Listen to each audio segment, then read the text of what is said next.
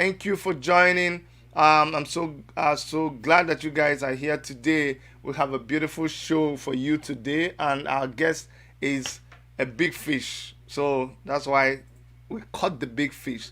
But to bring the big fish in, if you know how to fish, you know that when you catch a big fish, sometimes you need to call your friends, call everything to bring it in. But without wasting time, make sure you're subscribed if you have not subscribed. Let me bring our special guest today, somebody that if you are a Biafran and you don't know this man, then we need to send you back to I don't know where. But let's make welcome our special guest today, Simon Ekpa.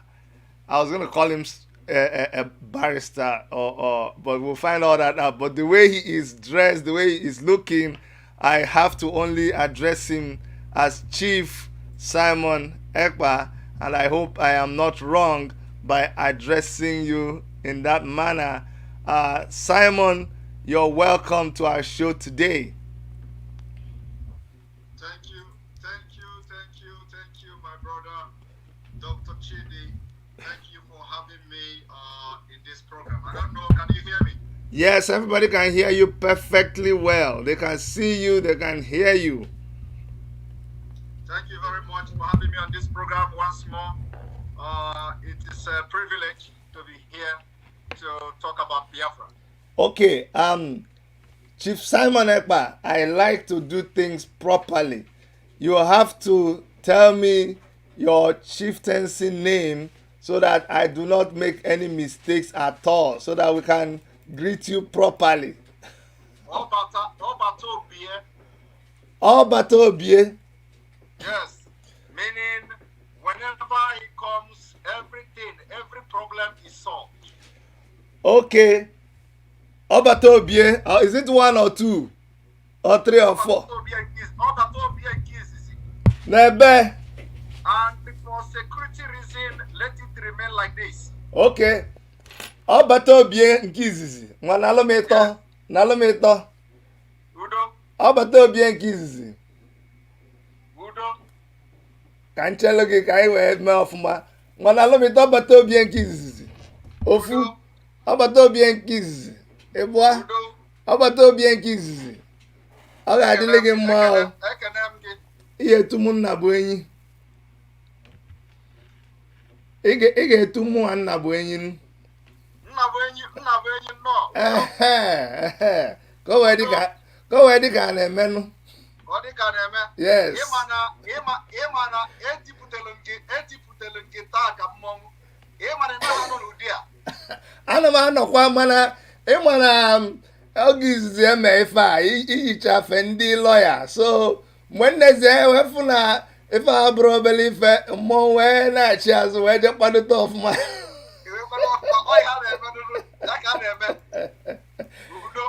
Ka ife a na-eme wee dị ọfụma.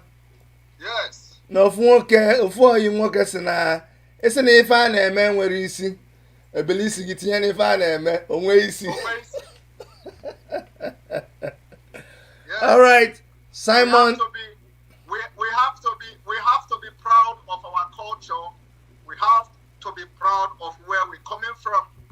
During the time of Nigeria independence, when the three major men that came together to form Nigeria, when they were fighting for independence of Nigeria, they were all being dressed. They are dressed in their different ethnic background. Yes, so we have to be proud of that. Oh, no. Me, I am not apologetic about it at all. When I was going to receive my citizenship, that's how I dressed. When I go to meetings at the city council hall, that's how I dress. So I'm not apologetic about that. Simon, thank you once again for, you're a very busy man, and it's been so difficult to catch you, but I'm glad that you finally joined us. Thank you very much. Let me start from where I start with everybody. And biko ndị banyị ka anyị yọọ unu. Ọ bụrụ na anyị amara ka esi asụ ifugo ka anyị si wee bido ife a. Mana maka ndị na-ege anyị ntị and ndị anyị na-agbasa ozi ọma ka fa wee ghọta ife anyị na-asụ. Anyị ga-asụ n'Igbo sụkwa na Bekee, mana anyị ga-asụkarị na Bekee. So biko Kunu ghọta anyị ọfụma, please. All right. Having said that, Simon, who is Simon Ekpa? Who are you? That's by your own definition. Simon Ekpa is just an ordinary person, just like every other Biafra. And like I said, for some reasons, it is going to end like just being an agitator for Biafra freedom. Okay, thank you, Sam. Thank you so much. That is okay. We can take that. That is, Thank you. if that's all that you achieve in life, it is nothing bad. Now, Simon, why I do this with my guests is that a lot of people are wannabes. A lot of people just appear in the scene, and they happen overnight. And because of that, we are very wary these days. We like to look at somebody, understand where they are coming from, so that we can see if we can reconcile why they are doing what they are doing and why they are acting where they are acting. So it is left to you what part you want to take, but we want to do a little chronology, a little timeline of Simon from when you were born and right now. You can summarize it how you want, but I want to see how Simon came to be to the Simon that we are seeing now. From this Simon is just a product of God, mhm. created by God, molded by God, and prepared to be part of those who will restore Biafra and make Biafra people free from the shackles of bondage of Nigeria. And like I always told people, God has prepared me for many years. God was busy preparing that this time is going to come, and the time has come. And most of the things I am doing is not just ordinary, Yep. because God has prepared me for this special task Yep. that has come for our people. And I would say that I am that little man that wherever there is no road, each time I enter, I will make sure there is road.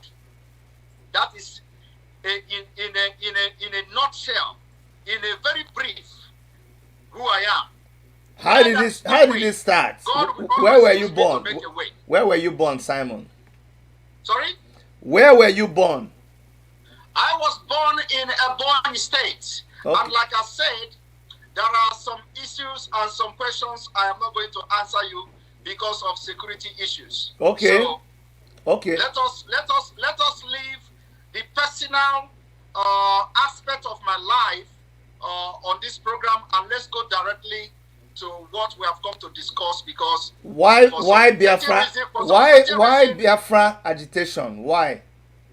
Yes, Biafra agitation is because What does we it have mean seen to that you? What does it Nigeria mean to is not, you? working anymore. Yes. And Dr. Chidi, Yes.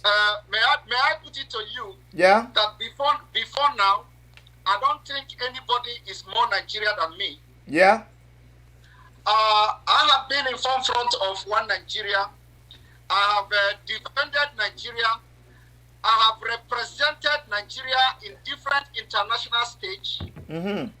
I have done a lot for Nigeria, and having realized that Nigeria is not workable, having realized that the structure of Nigeria has been structured to fail, I was part of those who campaigned for Atiku Abubakar and Peter Obi voluntarily on the ground that the Nigeria we know today is going to be restructured. At least that there should be a restructured Nigeria. Mm-hmm. And then after that election, that we saw what happened in Nigeria, I have given myself that benefit of doubt by trying to do the right thing, and I have come to the conviction that Nigeria can never work again. And I am going to tell you the reason why I have arrived at this conclusion that Nigeria will never work again. Also, I am going to tell you that Nigeria you see today is disintegratable. Even where some people are trying to argue that because in the constitution of Nigeria you have a word like Nigeria is indivisible or indivisible Nigeria. All those are just ordinary words. There are so many words in the constitution of Nigeria that were never respected, both by Nigerians themselves and the government of Nigeria as well. So the indivisible entity in the constitution of Nigeria is just as a chaff, it is a charade, it is just as fake as the country itself. So I am going to go through the reason why Biafra has to be restored, because it is not just about marginalization. Marginalization is an understatement, but that Nigeria is a shame, is a shameful country. We cannot continue to be part of a country that sponsors terrorism. I am going to tell you today how the government of Nigeria has been part of those who sponsor terrorist organization, and I'm going to tell you today the role the government officials in Nigeria are playing to make sure they continue to support terrorist organization. Okay, Simon. I am also going to tell you. Okay, go ahead. What I am going to tell you today in this program what I call the state actors, the role the state actors are playing into making sure that the flanization of Nigeria is actualized. I am also going to tell you the role the non-state actors are playing into making sure that the flanization of Nigeria is actualized, and I'm going to break those things down.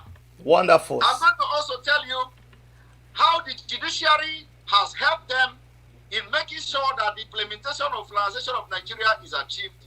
These things are the things I'm going to discuss with you today. Of course, there are other numerous reasons why we should leave Nigeria.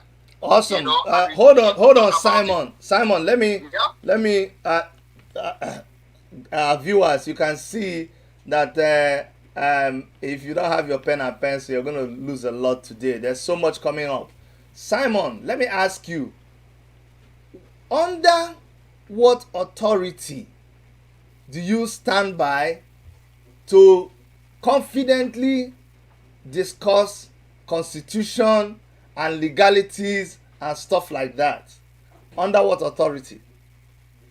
What do you mean by under what authority? Is it authority as a present Nigerian, or authority under? Let me explain to you. Let me explain to you.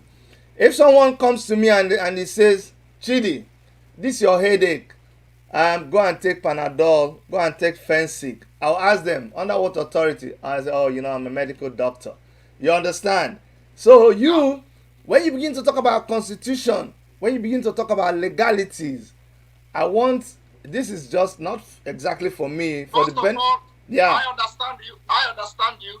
First of all, I am speaking as a Biafran. Okay. Second of all, I am speaking as somebody who is well versed in legal knowledge. I am speaking as an expert. I am speaking as an experienced Biafran. I am speaking as someone who is a true Igbo man that has Igbo blood running in me. Okay. So I am speaking as a liberator. I am speaking as an activist. The names and the list can go on and on. Okay, wonderful. The most important thing, and I kind of like the way you channel things. I'm beginning to understand, and that is the essence of bringing somebody. You have your program, but when you are in somebody else's program, what we're trying to do is to try to unwrap you so that the next time someone hears Simon Ekpa talking, it helps them to understand why he sounds the way he sounds. I hope you're understanding what I'm doing. So, but I like the way what I thought you were going to say. I thought you were going to say, go on the route of professionalism and all that. But what I'm beginning to hear from you is that I don't even need all that. I'm talking as somebody who has felt the thing directly. As an Igbo man, you don't need anybody to teach me. I have felt it. Somebody who has been involved in trying to promote the system that collapsed right before me. So that is enough experience and enough feeling to be sounding the way you're sounding. So, sir, I don't want to interrupt you so much. You're going to be doing a lot of the talking. Take it away from wherever you want to start. There's so much to talk now. So the floor is yours. All right. So how do you want me to start? Because you are the moderator here. Okay. I have already asked you why the Biafran agitation, and you've described it a little bit. But some people don't understand when they hear Biafrans, when they hear somebody like Nnamdi Kanu say, okay, you know what, I don't want to hear anything else about no negotiation, no whatever conference, no, I just want out completely. That's what I want you to emphasize more. Why would an Igbo man say that I do not want anything else to do with Nigeria? No compromise, nothing. We are done. Dr. Chidi. Yes. Did I just hear you say somebody is not interested in conference? No. Me, where I am right now. Why? You just said right now that why when we talk about Nnamdi Kanu talk about Biafra, a lot of people are saying they are not interested in this, they are not interested in negotiation. No, not in conference, in national not conference. Some people. Did I hear you say national conference? Not some people. Why an Igbo man, why somebody like Nnamdi Kanu will say that he is no longer interested in all those things anymore? So did I hear you mention that he's not interested in national conference? Go ahead. I think you heard me. No, I want to make sure. Yes. I want to make sure that I heard you say he is not interested in national conference. Okay, let me repeat it very clearly. That some people wonder why somebody like Nnamdi Kanu will not be interested in any conference, in any negotiation anymore. That he will say that one is gone. So that's what I'm trying to say. It is for the benefit of the people. A lot of my friends, and I've been active in the Nigerian circle, still active. They will say, why are you people? Why don't we just negotiate? Why don't we just sit down to a conference? Why don't we just restructure? And I'm telling them, look, these things can no longer work. The Biafran agitation has passed all of those. Even somebody like Nnamdi Kanu at a time was in London trying to even defend the Nigerian state in a rally. But all that has passed. That is, we are no longer where we are right now. It is like we've crossed the bridge. There is no going back. So you asked me, where do I want you to start? So I'm asking you, maybe we should start from there. Because if you can, I want you to talk to the guy who is wondering why the agitation.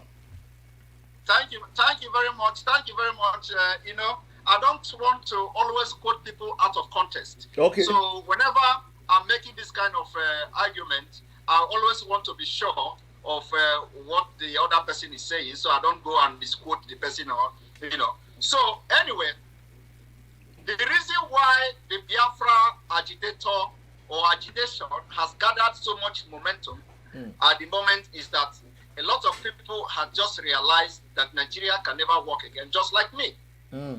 Millions of Biafran are realizing this on daily basis, that Nigeria cannot work again. First of all, we are paying the price of crimes we did not commit. We are paying the price today as a Nigerian traveling with Nigeria international passport.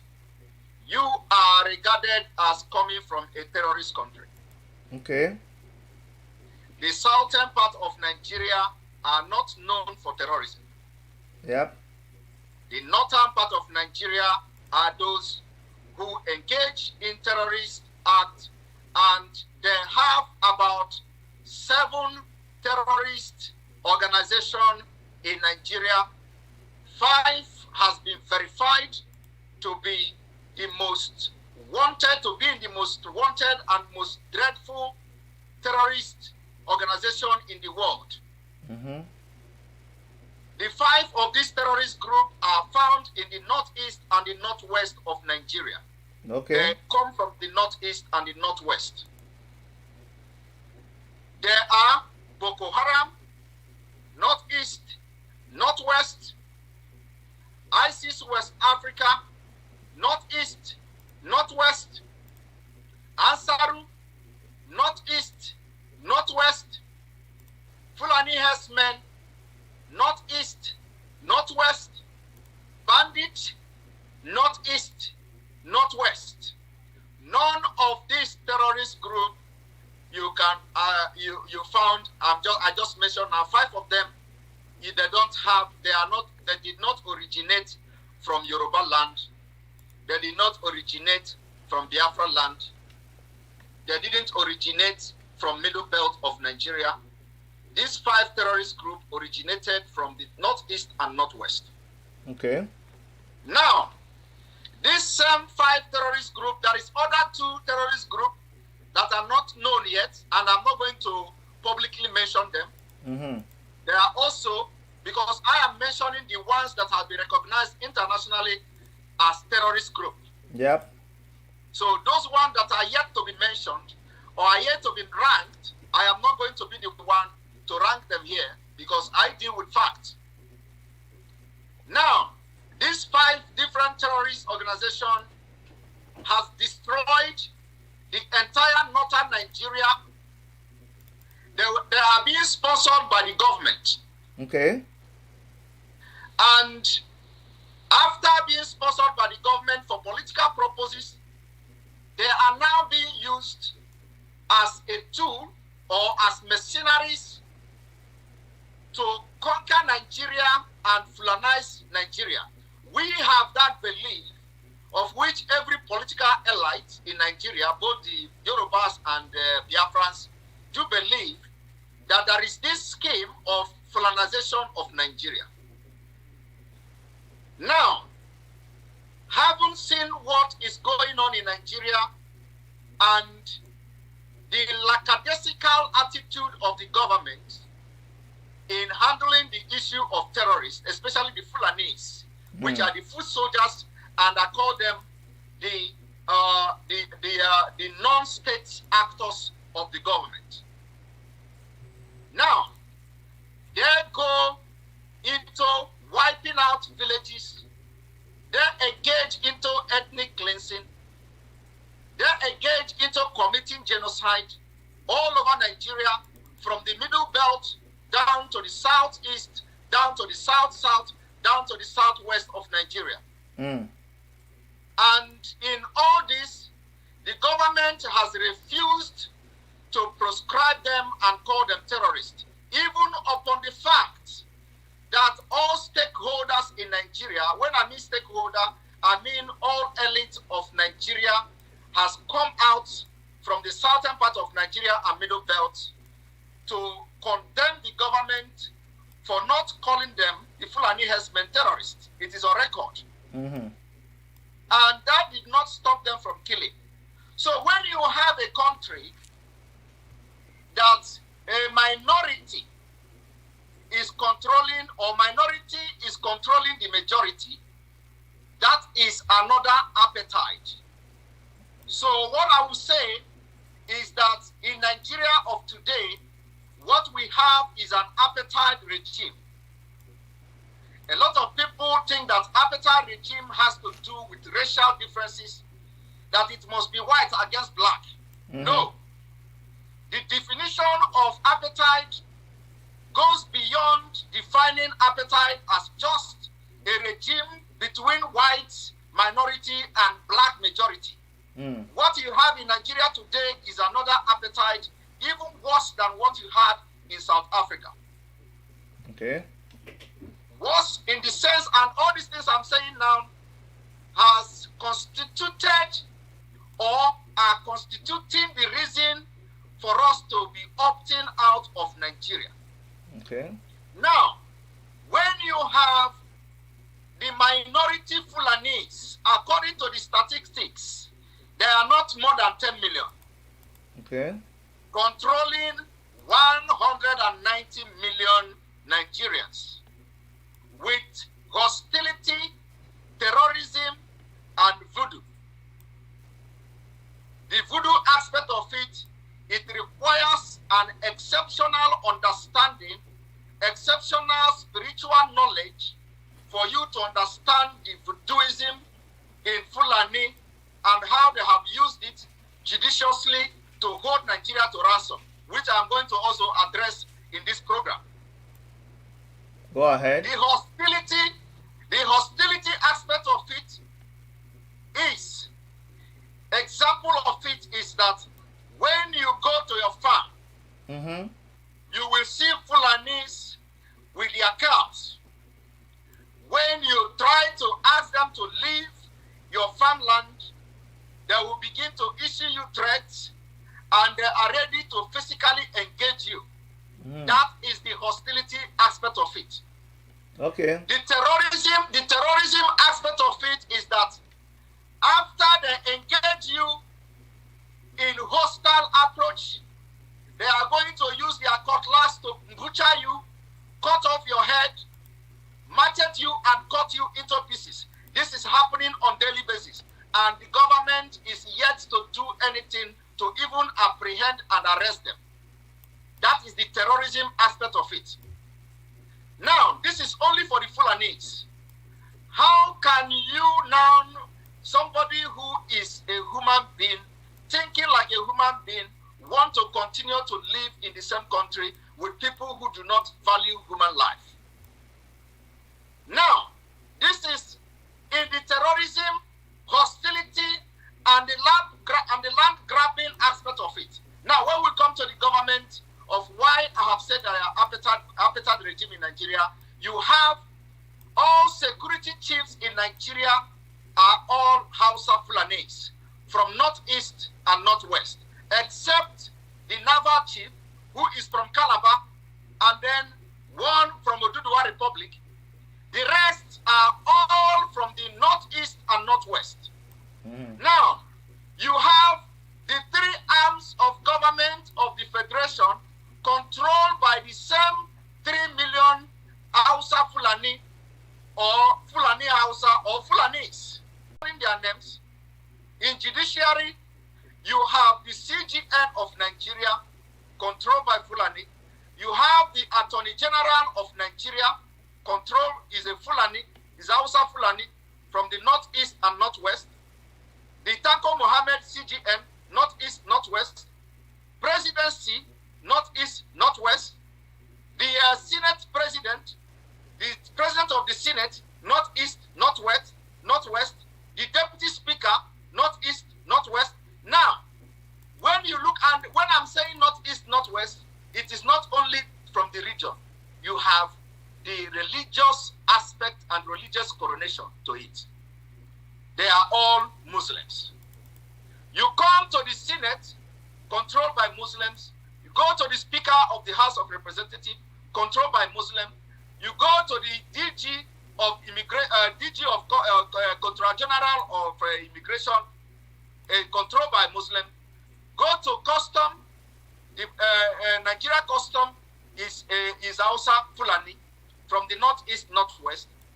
All these people from A to Z, the Minister of Petroleum, which is Buhari himself, or the man who patrols himself as Buhari, all this controlled by the northeast and northwest. How can you, from the southern Nigeria, be comfortable in a country that a minority is controlling the majority? Now, everybody begin to wonder, why do we allow Fulani, a minority, to have acquired such power up to this point? It may shock you that it was not actually ordinary. It was not ordinary until now that this Biafra agitation has gathered a lot of momentum. That is why I believe God is using Nnamdi Kanu and all Biafra agitators to expose the evil, the voodoo, all the atrocities being committed by this minority to continue to control the majority. Now, since 1999, every president that have come, both from the south-west, from the south-south, and from the north is always under the armpit of northeast and northwest. When Obasanjo was the president of Nigeria, you all remember how Obasanjo came out from the prison and was made the president. It was not by his power, but by the influence of the northeast and northwest. Obasanjo spent 8 years. The northeast and northwest could not allow Obasanjo to do any infrastructure, to build any infrastructure in Yoruba land. If you ask Obasanjo today, what can you show to Yoruba people what you did for 8 years? Believe me, there is nothing to show for it other than administrative evidences like implementing economy blueprint and whatever. There is no physical accent. There is no infrastructure to show in Yoruba land today that this is what Obasanjo did. Obasanjo brought MTN and all that. That is, by the way, Yaradua came in. Yaradua is one of them. He came in. He did also the bid of the northeast and northwest. The only thing Yaradua did was to give amnesty to people of the Niger Delta.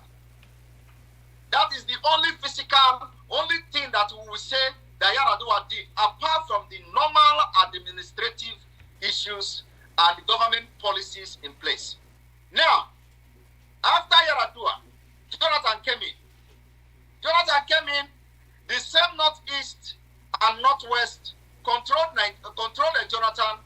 Jonathan has nothing to show for his 5 years rule or governance in Nigeria. There is nothing to show for it in Ogoni land. There is nothing to show for it in Ijon land. There is nothing to show for it in the entire South. There is nothing to show for it in the entire south of Nigeria. If you have anything to show for what Jonathan did, show me. But as I'm talking to you, the northeast, this minority from the northeast and northwest connived with themselves to make sure they compel Goodluck Jonathan to build Almajiri schools, hundreds of them across northern Nigeria.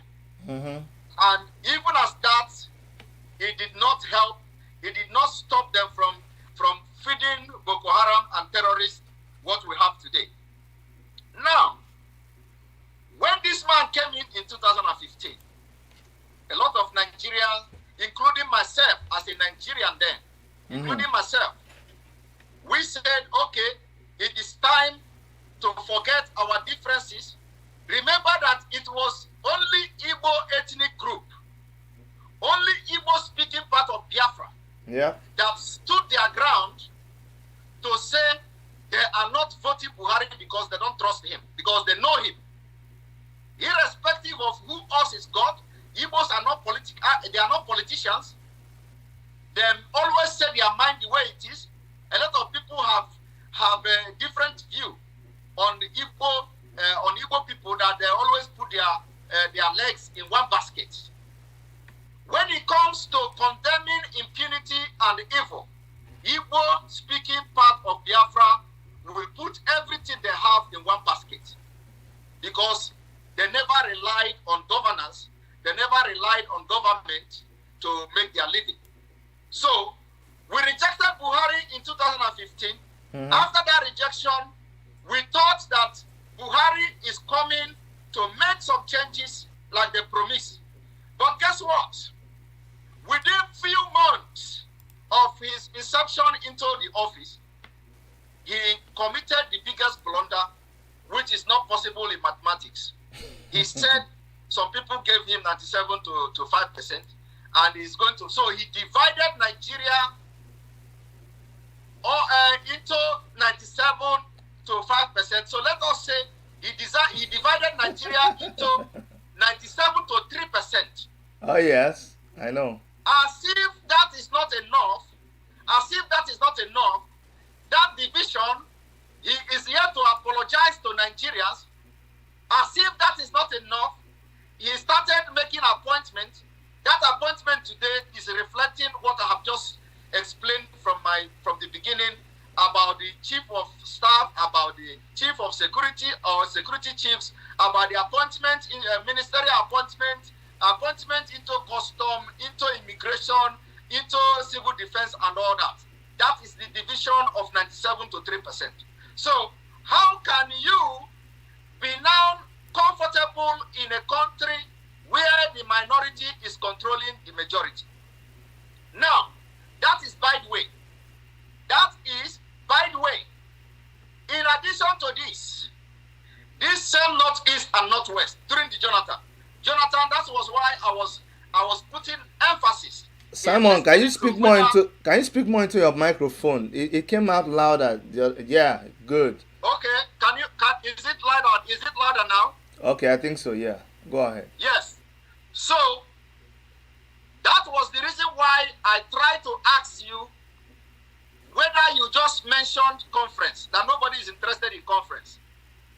Because it is very, very important that we make Nigerians to understand that anything conference cannot work anymore in Nigeria. We have tried it under Jonathan. Jonathan organized national conference, national confab, where 4 regions, northeast, where the southwest, southeast, south, and the middle belt of Nigeria, they agreed that the national confab under Jonathan should be implemented. The people that rejected it are this minority, the northeast and northwest. Mm-hmm. Now tell me, how can northeast and northwest decision override 4 regions, 4 zonal geopolitical zone? It is not ordinary. It is because of their intimidation. It is because of the terrorism. It is because of the voodoo, which I am going to explain as well, that they have used to hypnotize a lot of Nigerians. And that is the reason why when something happens in Nigeria today, the next 2 days, nobody talks about it. Everybody forget it. And there is nonchalant attitude of Nigerians. It is not ordinary. It is because of the national voodoo, that the Fulani have used to bewitch every Nigeria that is eating and consuming their cow meat. I am going to prove it to you. I am going to play, if you allow me, I am going to play a voice where people are actually calling in to confess what I have just said. No, go ahead. Go ahead. You can play it. Yes, they are directly involved. They have done the cow business. They are not Igbo. There are Yorubas. There are Igbos that have done the business of a cow in Nigeria, and they are now confessing that most of the cow people are eating in Nigeria are not ordinary cow. Okay.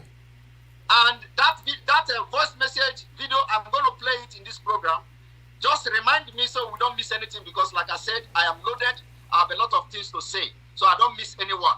Oh, okay. You're not going to play it now. You want to play it down the road.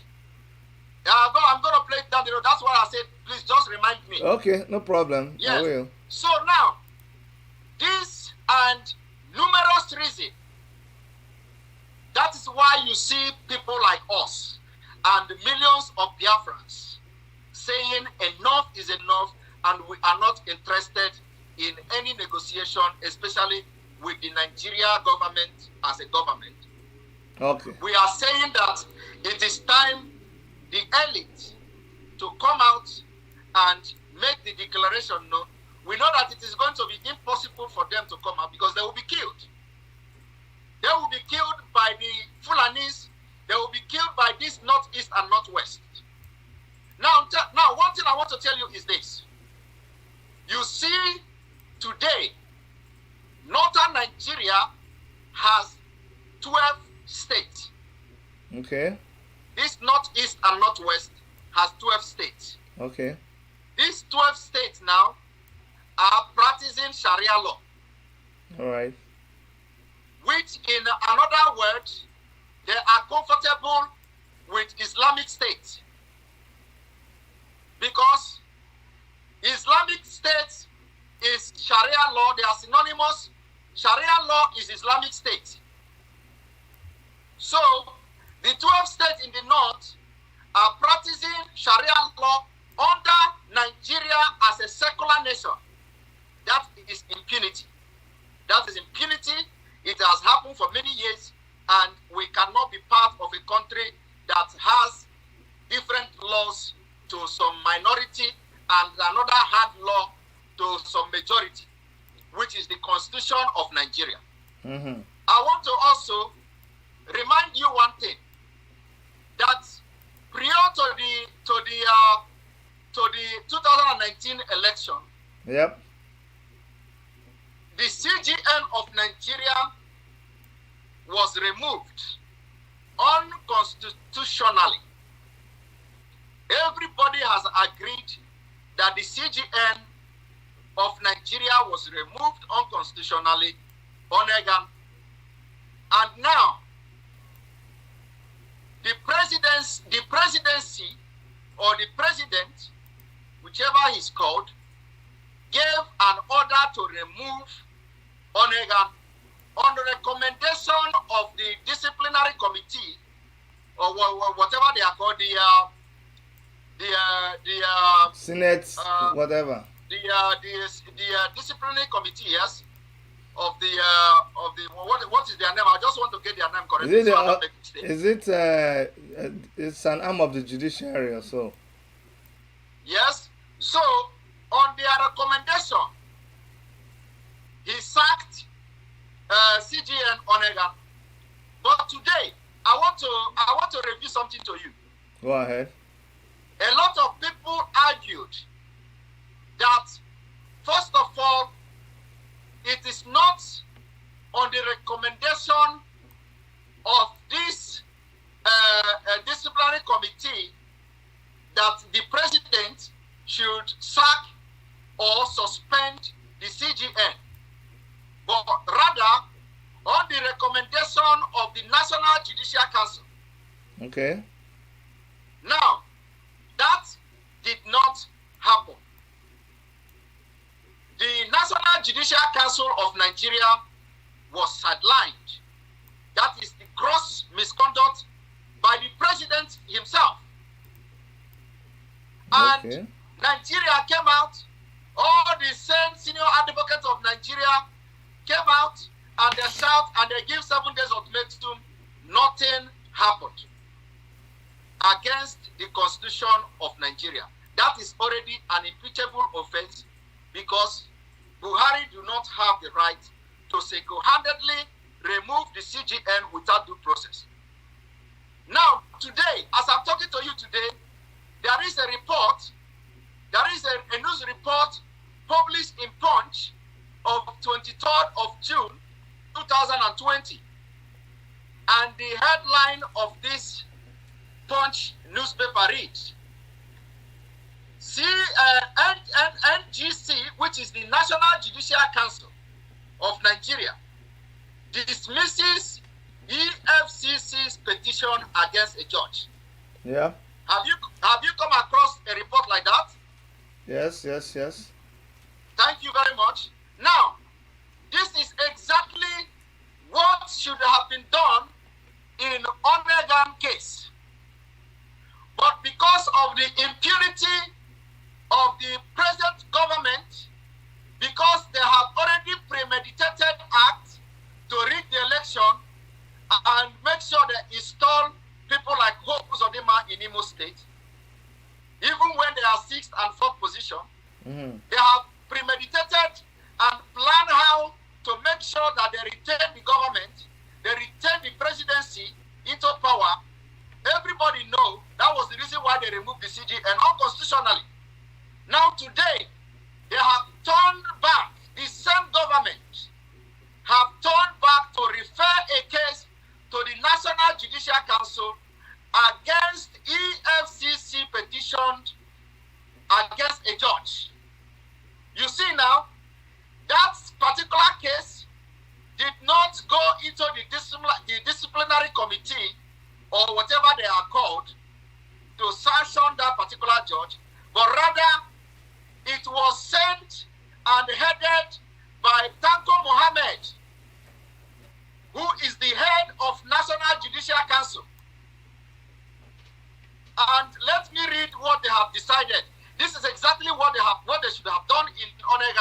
and they didn't do it because they know they have planned impunity.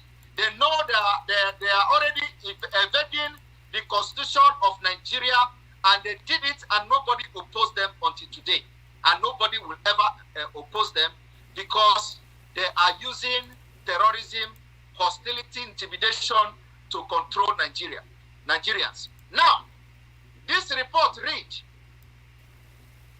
the National Judicial Council has dismissed a petition by the Economic and Financial Crime Commission against Justice Taiwo of the Federal High Court. You see that? Is it the National Judicial Council authority to actually dismiss or affirm a petition written by the Economic and Financial Crime Commission against the judge? I am asking you so that for those who are shouting one Nigeria, why I'm bringing this particular issue up is to tell you what I'm about to explain later on in this program, that for those of you who are waiting that this government will come and go, you are living in full paradise. This government has come to stay. They will never go. That is what I want to prove to you by reading all these things I'm reading now. Because it is what we call institutionalized conquering of Nigeria. It is both conquering by terrorism, conquering by ethnic cleansing, institutionalized conquering by making sure that Fulani are in all sectors of the economy. They have hijacked the executive, they have hijacked the judiciary, they have hijacked the legislature, and Nigeria are left with nothing.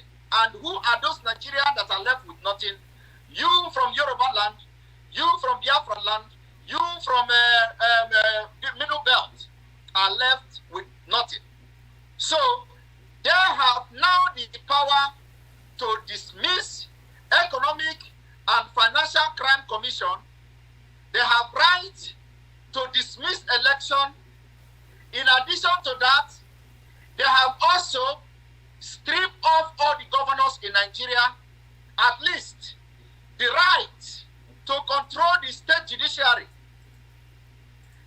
President Buhari or the presidency has given executive order, sign it, and it has become enforceable that all the state governors in Nigeria has been stripped of the right to have some kind of control over the state judiciary. And that is another way of institutionalizing corruption and a way of conquering and the flanization of Nigeria. How are they going to use the judiciary, the state judiciary, to actualize this flanization of Nigeria? Let me quickly explain it. What it means, in case Nigerians don't know, and those of you who are hoping in 2023, what this means is that the governor have no rights to the state land. The governors have no rights to the indigenous land in their various states. When we are talking about writing about Ruka, every governor have rejected it, especially those in Biafra land. Those in Yoruba land have rejected it as well. What is the federal government going to do? And what have they planned to do to make sure they have Ruga? Whether with the approval or the disapproval of the governors in those states. Hold on, Simon. Simon, hold on. You see, like you really came loaded, and this is who you are. This is why we brought you on our platform, because we want to bring as many people to our platform to be able to express themselves. Now, and there's so much that you still want to talk about, but let me say this. I ran for governor in my state, Enugu State, at the last election, and I know, like so many people, that there is no election that you can conduct in the country Nigeria now that will promise you anything but worse than what you have right now. That is, let's just forget about it. Now, it is also on record. Not only even a blind and a deaf man in the geographical location of Nigeria right now knows that this government, they are not even flinching as per what they plan to do, and they are executing it day by day. Whatever it is that we are suspecting is no longer suspicions. It's no longer suspicion. They are doing it, and they are doing it boldly. They are not afraid of it because they control everything. Now, I want us to talk a little bit about, because sometimes there could be so much information that people are taking, especially the good thing is that people can go back and replay this video. But I want us to talk from the side of the solution, the way to confront these people. Because whether you talk from now to tomorrow about what they are doing, it is established that this is what they are. It's no longer they are doing it. The latest was the shipment of these same terrorists down to the southern part of Nigeria. That is a present and active danger. I want us to talk about solutions, because the thing is, it is no longer when it is right now on us. What are we going to do today, tomorrow, right now? Because these people, as we are talking, they are expanding, they are advancing. Thank you very much. Thank you very much, Dr. Chidi. You know, I am very, very happy for the fact that you acknowledge everything. You acknowledge the fact that they are not only just demonstrating it in their body language, but they are doing it, executing it, and we are seeing it every day. So let us talk about the solution. The solution is this. The solution is you, Dr. Chidi. You have to begin to talk about that Nigeria is not working again. The same thing goes to every person that feel that Nigeria is not working. And like I said, why I was telling these stories is for you to have that conviction. In case if you are waiting that the government will come and go. You understand? For you to understand that this government will never come and go. Okay, sorry, just a quick interjection. I hope when you say that you are generalizing it, because no, I mean you means that you and every other person. Oh, okay. It is not, what maybe where you should start is by saying that me, you, because if you say you, it will look like you think I have not been talking about it. So let us clear. You are talking about it. That's why I am here. Okay. Like you like to clarify things, I also like to clarify things. Of course. Okay, go ahead. Continue. I just made it clear that you said you agree that the government is this and that. You understand? Okay, go ahead. No, it is a general thing. Okay. Meaning that anybody who said that this government is what we just described it to be should be able to come out, because we are looking for everybody, not everybody, but the majority of people that constitute this southern part of Nigeria to come out to say enough is enough. And only one solution to this is division, disintegration of Nigeria.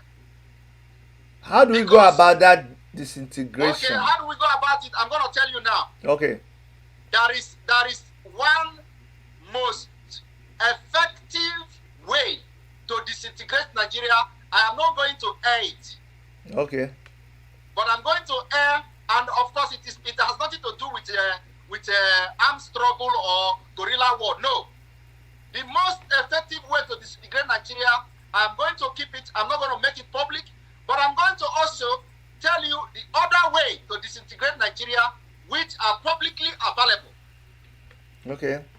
Now, yesterday I came across an article, a lawsuit by Southern Leaders Forum. Mm-hmm. in conjunction with Middle Belt, they filed a lawsuit against the president and the federal government of Nigeria for what they called lopsided appointments,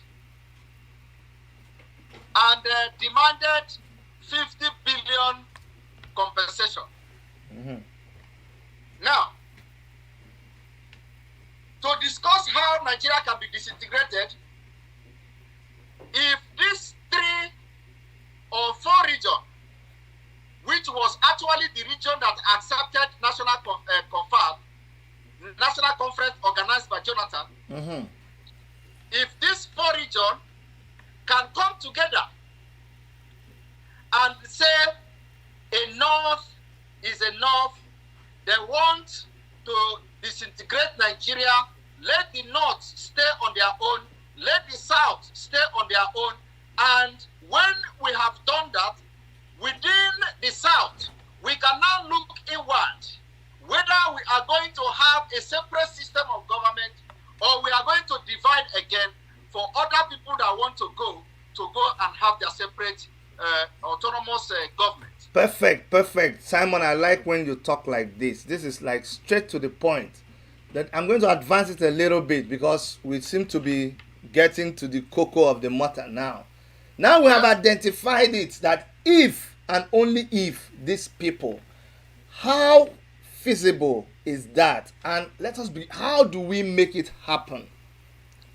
How? We will make it happen by invoking section 14 subsection 2 down. In fact, not just subsection 2A. We are going to do that by invoking section 14 of the 1999 Constitution as amended. Okay. Which is the majority of Nigeria has come by revolution and say the Constitution of Nigeria is no longer valid. That they want to renegotiate the coexistence of Nigeria. Okay. And this has happened in different countries. When you see that a revolution is taking place, like people are protesting in Asia, in South America, in Europe, they are protesting under a constitution. Good. You understand? Good. You know, And from that protest, you will see a president stepping down. You will see the executive, the legislative arm of that particular government of that country all stepping down. You will see an interim government for those who are not looking for a referendum or looking for independence. You will see the government of that country coming down. Everybody step down. Exactly. Because the people has come out to invoke a particular section of the constitution of the country by coming in their millions, the majority, and the government have no option. Even if they kill, they will have no option. They cannot kill for 1 week. Simon, thank you. Highest they can do. Thank you, Simon. I like I said, that's why I brought you to this. I like when intelligent people talk. I heard you talk about it will take, the people rising up. It will take a revolution. So it looks to me like you really don't have anything against a revolution. And it looks like you are actually calling for that revolution. Now, why is it that people misunderstand somebody like Omoyele Sowore when he actually called for that revolution? Why? Why do you think people? Okay, explain. Explain to me. Let me explain to you why people can misunderstand Omo Sowore. Omoyele Sowore, yeah. Yes. Why people in fact, people did not misunderstood Omoyele Sowore. It is actually what they think about him, because Omoyele Sowore is not calling for a referendum in Nigeria. He is calling for revolution. Yeah. And the revolution he's calling is that a possible change of government to make sure that Nigeria continues to remain a country. Well. So if actually Omoyele Sowore is calling for a revolution, for a possible change of government because the government has failed, then anybody who you claim to have misunderstood him actually did not misunderstood him. Now, the difference between the revolution I am talking about and the revolution Omoloye Sowore is talking about is that I am talking about a revolution that will bring a disintegration of Nigeria, not a revolution that will now rebuild Nigeria or change the government or the leadership of Nigeria. No. Okay, I am talking about a revolution that will disintegrate Nigeria. Okay, so let me. That is the difference. Okay, let me inform you as someone who is close to Omoyele Sowore, because it is possible that just like you are an authority, I am an authority in that aspect. I don't have time to show you videos. Omoyele Sowore has been on our program too, and we have interviewed him. Omoyele Sowore called for a revolution to disintegrate the government, after which the people can sit together and decide what they want to be. In fact, do you understand that now? And that is why I was asking you that you would.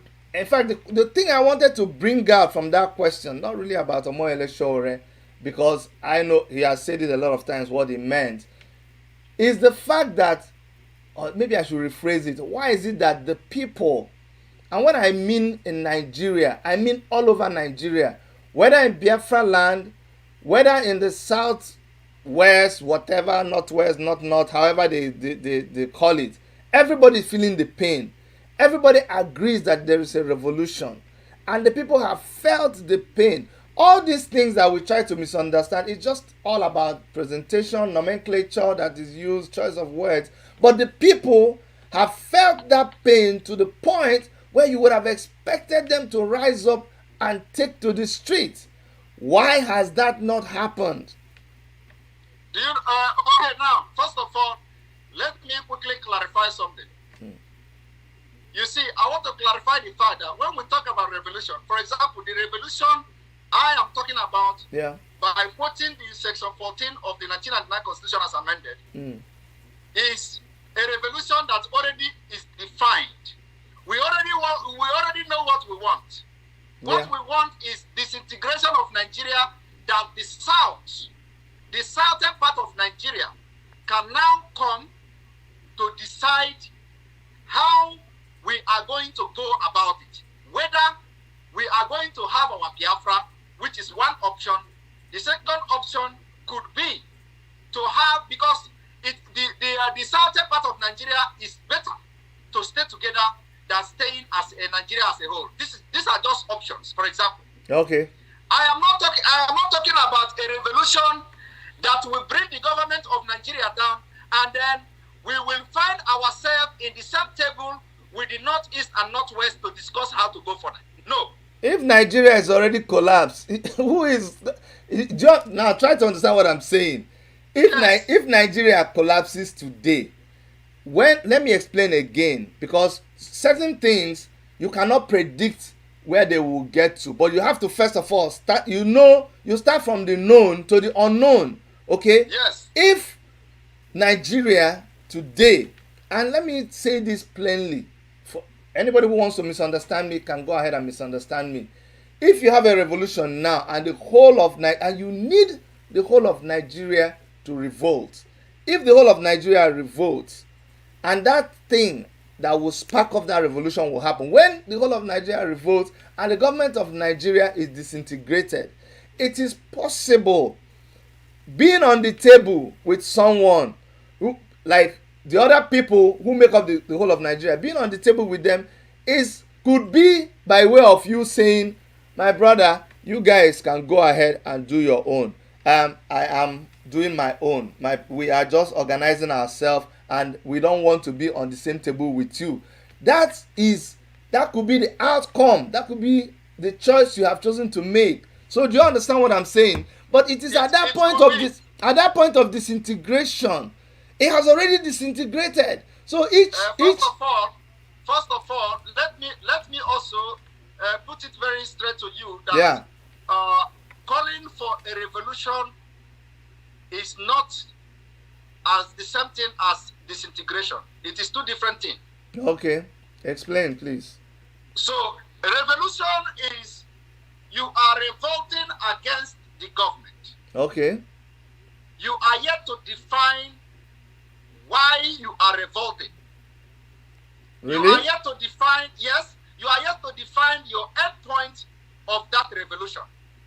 Now, after you revolt, Simon, I think we're contradicting ourselves, and I'll let you make your point.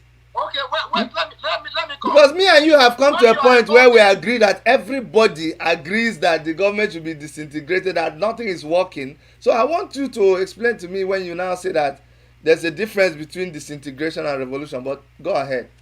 Yes, because there is a difference between revolution and disintegration. Okay. You can do revolution. You can conduct a revolution in a country, but you don't necessarily disintegrate the country. Okay. You can conduct a revolution, like revolution has taken place in South America, in Asia, but that country does not necessarily disintegrate. You can conduct a revolution to bring down the government, the present government of Nigeria. That does not mean you want to disintegrate Nigeria. Do you understand? Okay. So you can make a revolution saying that every person serving in this government should step down. It is not disintegrating. So you have to define, you have to call it a name. Why are you staging this revolution? Okay. Is it to bring the government down, or do you have a target? You have to also make the target known to people. That my target is, first of all, let us bring this government down, and the target is to disintegrate Nigeria. And not just to bring the government down and then we discuss. No. The disintegration should be there from the onset.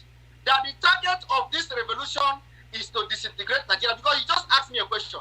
How do we go about disintegration? Yes, go ahead. Okay, go ahead. Let's come back to there. Yes. So go. Yeah. Go ahead.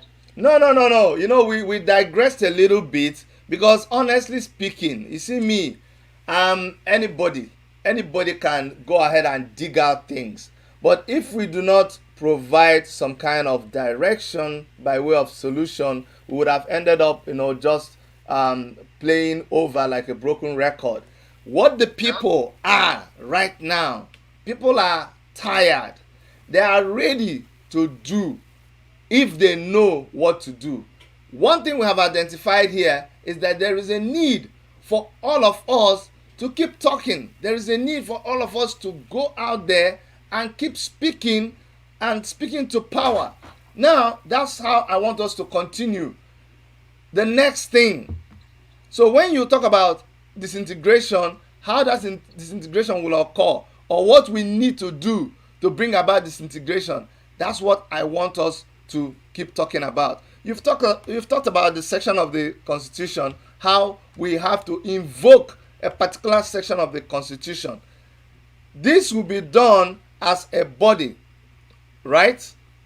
Yes. Probably under IPOB is championing as far as I'm concerned. I know there's so many other people, they've tried to say, oh, Chidi, are you on this side, are you on that side? There are so many agitators in Biafra land. I respect them. I bring people on my show. But I know if I look around, I may not, and let me say it here without fear or favor, I may not agree 100% with everything that comes out of IPOB.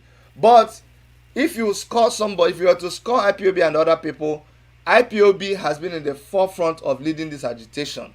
And so I want to put body, flesh to some of these things that we're talking about. So when we are going to invoke a particular part of this Constitution, I need you to talk about like how it's going to be done, because a lot of people have come and they've said this and this and this is how we want it to be done. So in your own opinion, yes, that's what I want to see. Now let me address that. Very simple. Okay. Very, very simple to disintegrate Nigeria. Now, that was the reason why, first of all, let you understand that there is a lawsuit. Yes, you said that. Yes. Which this socio-cultural organization in this 4 region came together to do for the first time. Mm-hmm.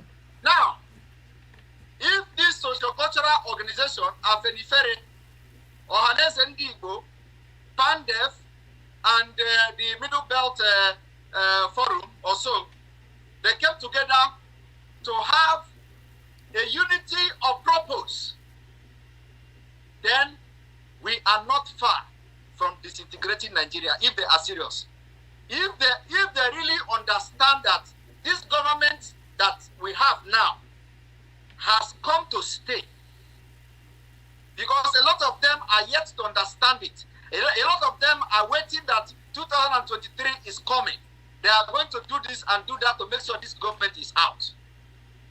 They should first, that was the reason why I was making references to what I'm reading here from the judiciary and all that, comparing how the Onegan case was handled and how this new Georgia was handled and all that. Yeah. To know that this government can never go if something is not done to disintegrate Nigeria before 2023. I have said that 1,001 times for anybody that wants to hear. So now we have a platform. The platform is this. Ohanes and Igbo should be able to know that where they are going, there is no road. The Afenifere should know that where they are going, there is no road. The Pandef should know that the place they are going, there is no road. The people of the Middle Belt should also know that where they are going, there is no road. I'm confused. I thought you said that you are happy that they just filed, they just sued the government. And now you say that where they are going, there's no road. I just want a clarification. Yes. There is no road in suing the government. Okay. And then also, there is no road in waiting for 2023. So why did you say that if they are serious in that their lawsuit, then that means we could be getting to something? Yes, if they are serious in what brought them together. Okay. So in one aspect, you are saying that the lawsuit is a welcome thing, but no, the lawsuit is not a welcome thing. So which one is the welcome thing? Them coming together. Okay. Them coming together is the only thing that is welcome development. Oh, okay. The coming together of those groups. Okay. Yes. I needed to clarify. Okay. So if they come together, now what should they do? Because when you say this one is not good, what they should do now, they have actually breaked the biggest jinx. Okay. And they have break the jinx by coming together now. First of all, the southern part of Nigeria has formed what they call the Leadership Forum. Okay. That is another jinx breaked. And the North is threatened, or they feel very frightened by this single action. Now, what they should do now is that Afenifere should consult the Yoruba youth, Oduduwa people, OPC, the Ohanes and Igbo should consult the IPOB, and the consultation should be that we want you people because Nigeria is not working. Let the message be clear. Because when you are looking for 15 million people to come and march in Abuja, you are going to have the IPOB to march for you. When you are going to have 15 million people to march from Yoruba people, you are going to have the OPC and the youth of Yoruba land. Simon, sorry, I always interject you, but it's for a reason, because I know you're loaded with so many things. If you were now to be asked, because we know the relationship, unless anybody is deceiving themselves, we know the relationship between Ohanes and Igbo and IPOB, and by extension, Nnamdi Kanu, Mazi Nnamdi Kanu. How do we begin to, it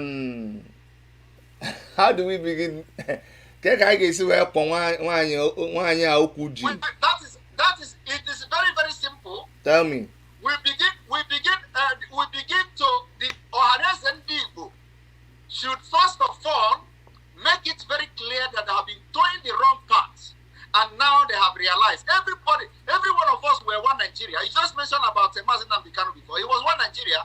Me, I was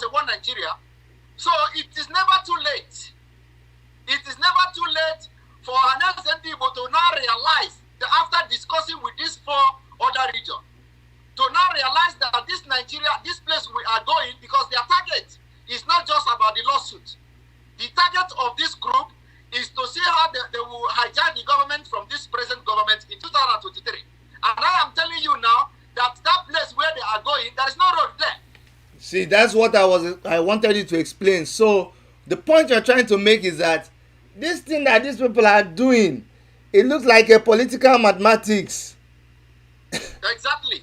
You see, so it's not really something that is geared towards emancipating their people, No. Okay, so it is to be able to make an agreement for who will be the president, which is on the president should go to and who should do. That's what they are trying to do. It is part of it. Okay. Okay, so that's why I like to really simplify things. Let's continue with the way forward. Yeah. So now, and you know why it is not going to work? Okay. It is not going to work even if these four regions now come together. There is no way anybody that is coming to replace the presidency today will not get vote from Yoruba land. It is impossible. Okay. There is no way the person will not get vote from the middle belt. It is impossible. Now, the northeast and northwest, already the person will clear it. And after that, they are going to, even if the person score 9 million votes and another party scored 20 million votes, they are going to declare that 9,000 votes a winner. And they will ask you to go to court. I know that so well. So that is why they should know that this government has come to stay. So the issue of 2023 should be dead on arrival.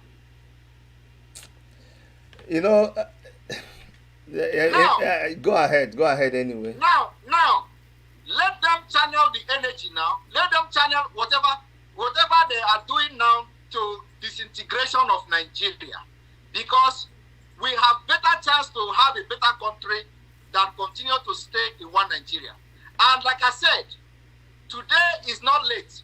Ohanes Ndigbo leadership is changing next year. The leadership of Ohanes Ndigbo is changing next year. They have started building the foundation of this unification of these four regions.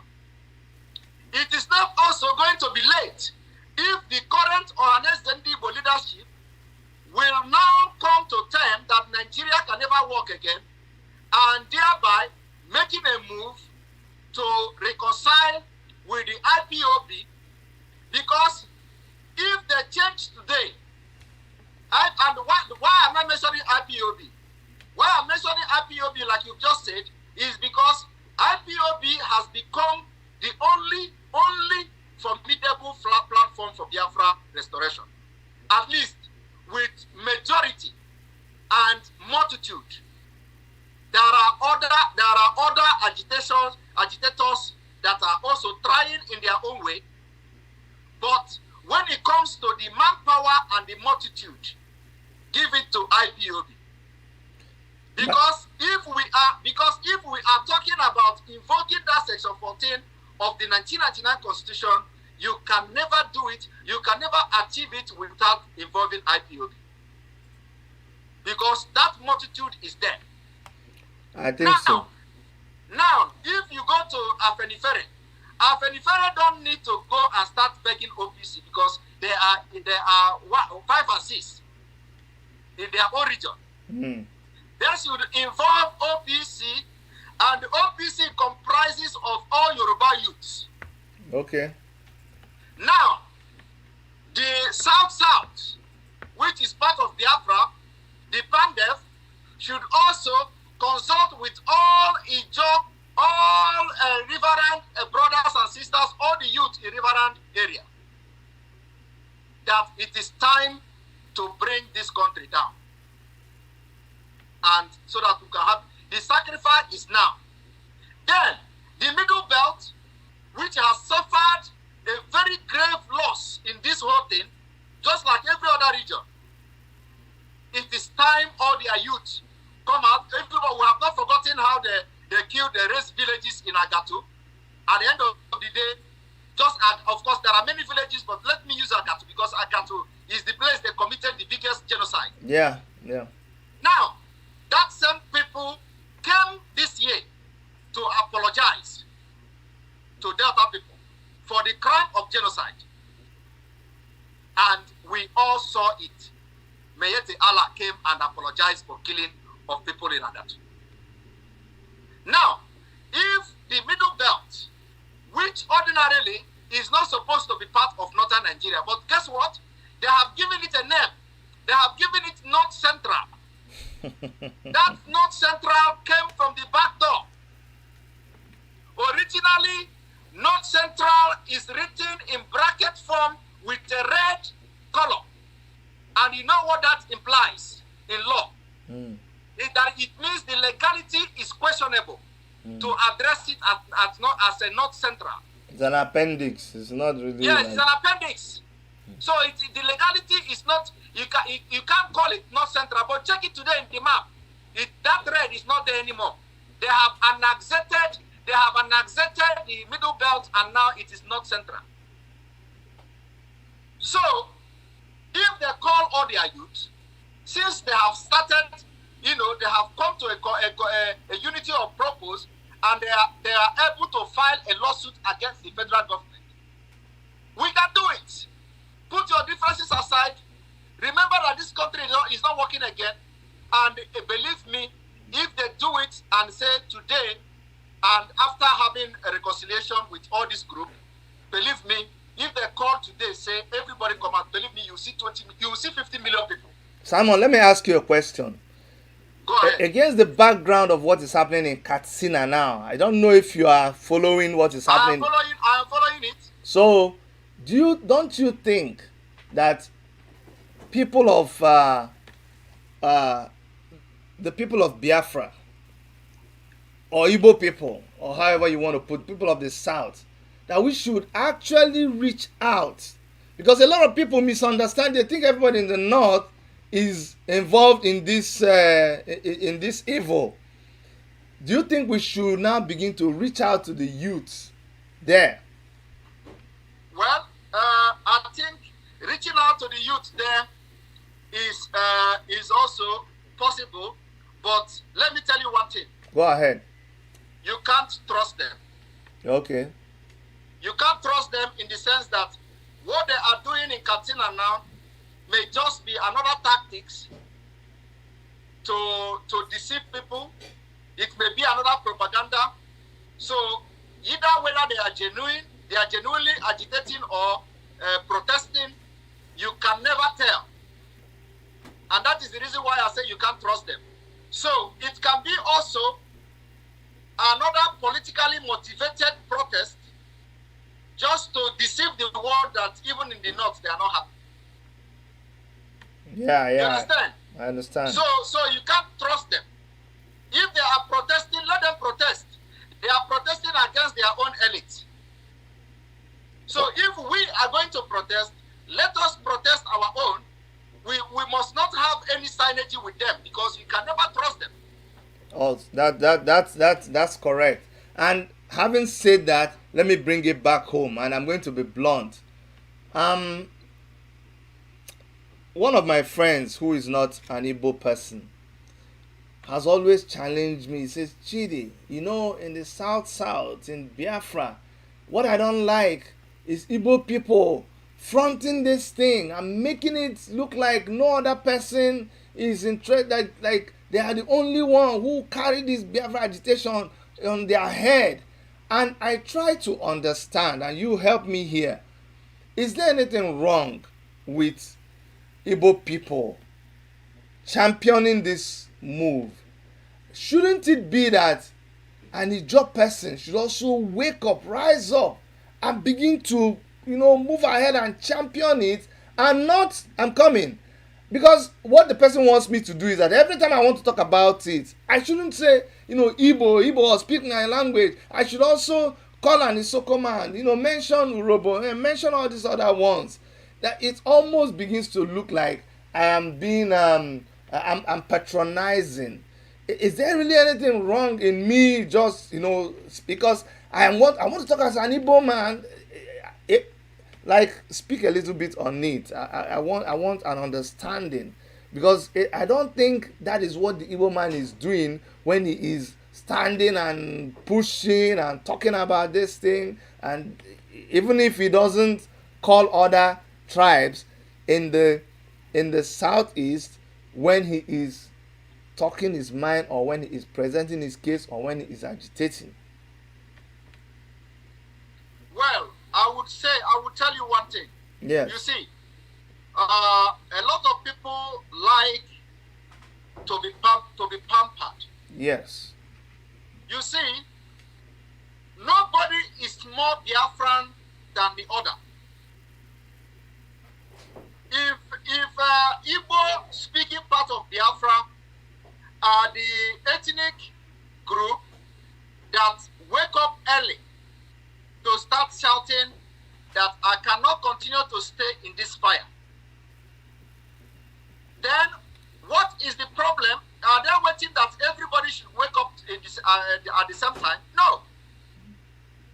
We are shouting, we are waking up, we are agitating because we feel we are the people that are most affected, even though the people in our brothers in Riverine area are actually they are suffering even more. But we are the kind of tribe that we don't take nonsense. Mm-hmm. We don't take nonsense for too long, and they shouldn't be worried about this is Igbo affair. Rather, they should wake up and join us and make their voice as loud as our own voice too. It is their struggle as well. This is not just about Igbo struggle. I am shouting because I am shouting, and you are hearing because I am an Igbo man. I want an Igbo man to come and shout like me. I want an Yoruba man. I want an Yoruba man to come and shout like me. Exactly.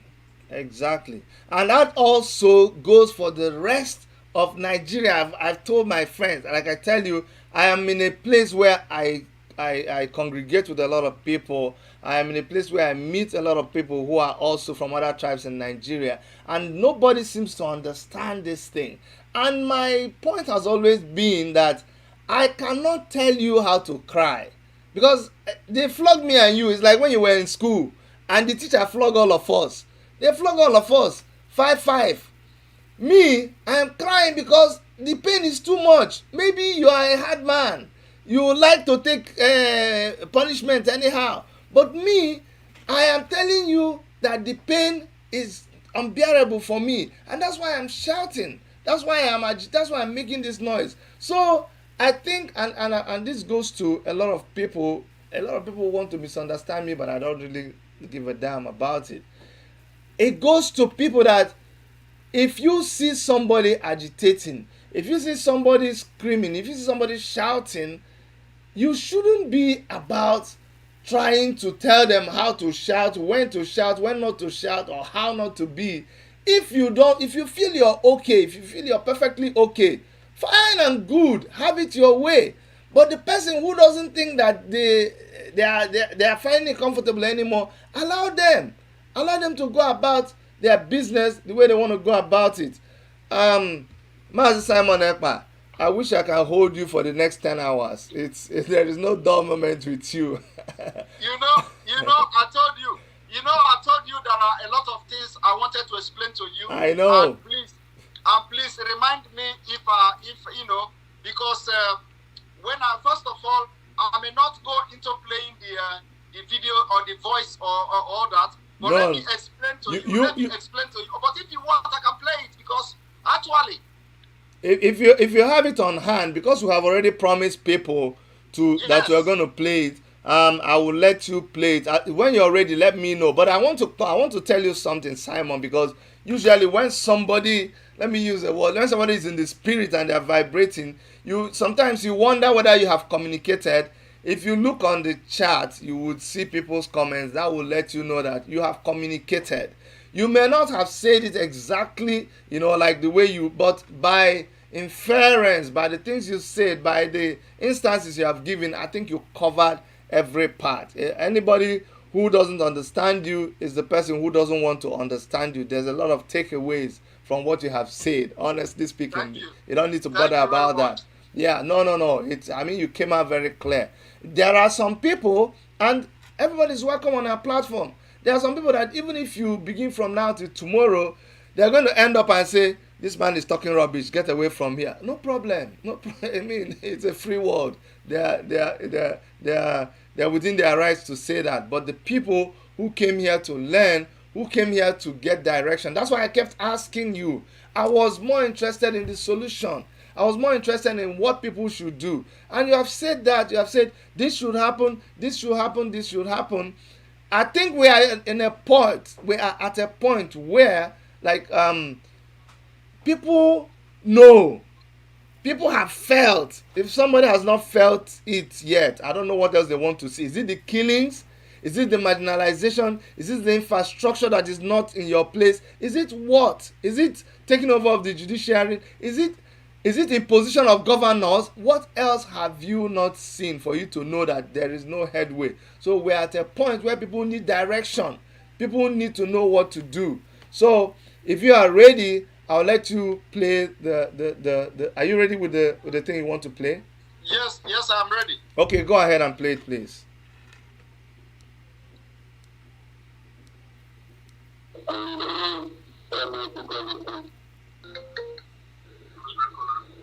Hello?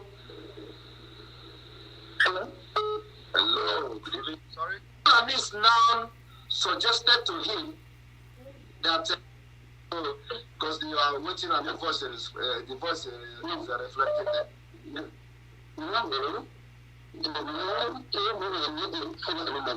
Okay.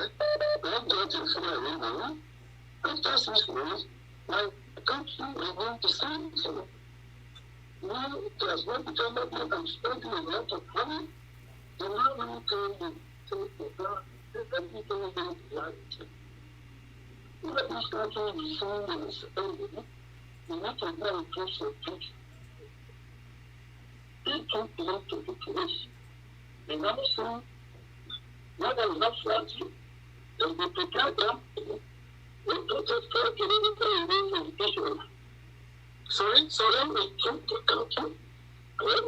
Sorry, can you come back? Can you come again?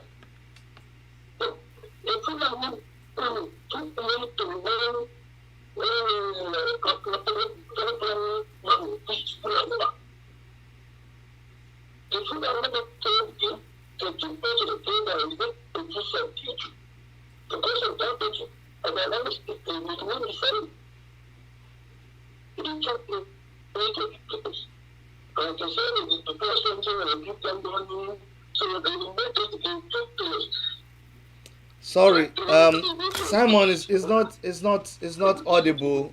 Help us explain what is being said there. I'm going to explain what he said because the phone was not. It was. Yes, yeah. Yeah, so but you are going to hear me explaining what he said just in a moment. Okay.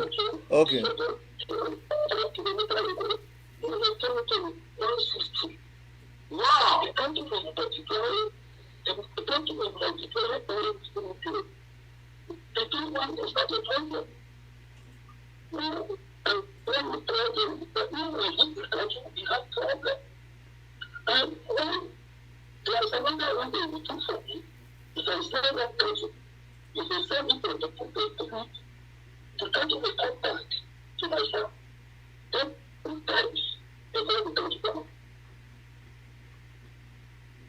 What?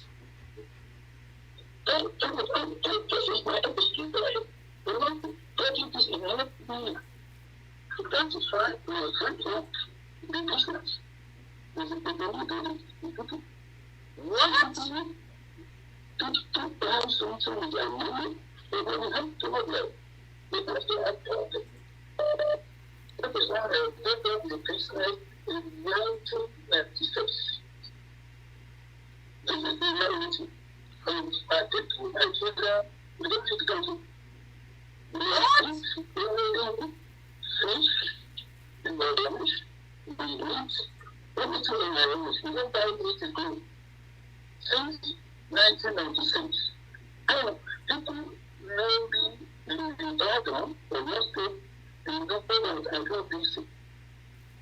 You cannot believe one day when they got to follow this money, you don't see it again. They talk to catch the coming that is under. So Fulani is not a very big and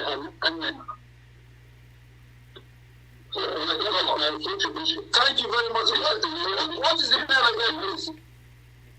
Adekola Gazal. Adekola from Germany. I'm speaking from Germany now. Oh my God.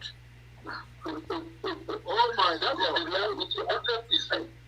Oh my goodness. Thank you. Please, I have to, I've written your number down somewhere in case if I contact you, you know. Thank you very much. Thank you very much. Thank you very much. Thank you very much. I have to explain this one for those who did not hear him. I have to explain this for those of you who did not hear him. Oh my goodness. We have this caller called from Germany. He is a Yoruba man. His name is Adekola. He owned 40 cows, 40 nama. He owned 40 nama. And he hired Hausa people to look after the nama. And then after some times, Hausa people came to him and said that they cannot do this, that you need to look for Fulanis. He hired Fulanis. After 6 months, nothing happened. The numbers remained the same. The same 40, no progress, no nothing. And he has been spending his money on those 40 cows and on those Fulanis. And then the Fulanis now suggested to him that this business of cow, we don't do it like this, that they have to take him to a place so that he will know what they are doing. They now took this man that called on this line now. They took this man to a place where they do the voodoo. See, Yoruba man. They took him to a place where they do the voodoo. They tell this man that there is something they will do. He will put one in a tree, on top of the tree, and put one on the other tree, if I hear him right. That when they take this cow, after they do this voodoo and the cantation, when they take the 40 cows to the forest, the cow overnight, the cow will multiply to 80. This 40 cow now will multiply to 80. The person that is calling is not like somebody told him. This happened to this man that just called now. That when the Fulanis take the cow, after they do the voodoo, they will take the cow to the forest overnight, the cow will multiply to, it will become 80. When they walk another 10 kilometers, the cow will multiply to 160. The 80 cow will multiply to 160. They say that they are going to give him another voodoo, that when they kill the cow, when somebody comes to, when they kill the cow and sell the cow will return back to them. You can imagine, after eating the cow in the market, the cow will return. You see, when we are speaking, nobody has ever revealed anything to me about Fulani cows. Nobody, ever has revealed anything to me. Everything I've been saying is that the spirit leads. Until 2 Yorubas called, one from Oman, one from Germany now, you hear them coming, and this one from Germany now is telling how him has been in the business of cows and what they have done and what they have introduced to him. And after that, he refused to do it, and he left the cow business since 1996. Wow. Not just that he left, his family, everybody stopped eating cows. Wow. He said it here. Wow. Everybody stopped eating cows. Since 1996 till this date, his family no longer eat cows.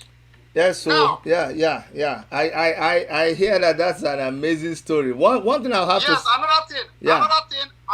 Another thing is that after this caller, two person from originally from Enugu State. Yeah. Kano, to be precise. And you are from Enugu State, right? I'm an Kano man now, so these are my... You see? And they are probably from Ozala, because in Kano, Ozala people are the head butcher men. Uh-huh. Okay, so I am in the house. Yeah, so somebody from Kano called to say that him also, his family has been doing the business since when he was a child, and he is now about 40 years. Yeah. To confirm what this Yoruba man said. And he also said that the Fulani are using brain of the cow to do the voodoo. They used to control the cow, and they use it to multiply the cows. So, and I asked him, why are you people doing this? He just told me he don't know. Can I tell you something, Simon? Can I tell you something so that we are... Yeah. For me, and everybody's entitled to their own opinion, there's voodoo everywhere. There is all these kind of things, and people fall for what they get entangled with and what they believe in. All I can say, the aspect I look at it is that if the Fulani people will continue to perpetrate all the evil that they perpetrate amongst our people, they attack the women. Nobody goes to the farms anymore, like those farms they do in the forest. No, that's where you do serious farming. Nobody goes to that anymore. If they can go around with AK-47s and sack villages, I don't see why we should continue to patronize them. We have our local cows. That's what I would even want. If not that we have a foolish, useless government back home, I don't see why people leave northern Nigeria with their cows to come back down to your area to get grass. You can't fathom it. You that you have the grass, you that you have the fertile land, you that even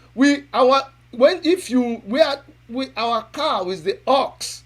Our own is the ox. Those big ones that when they fatten, you see them in agri shows.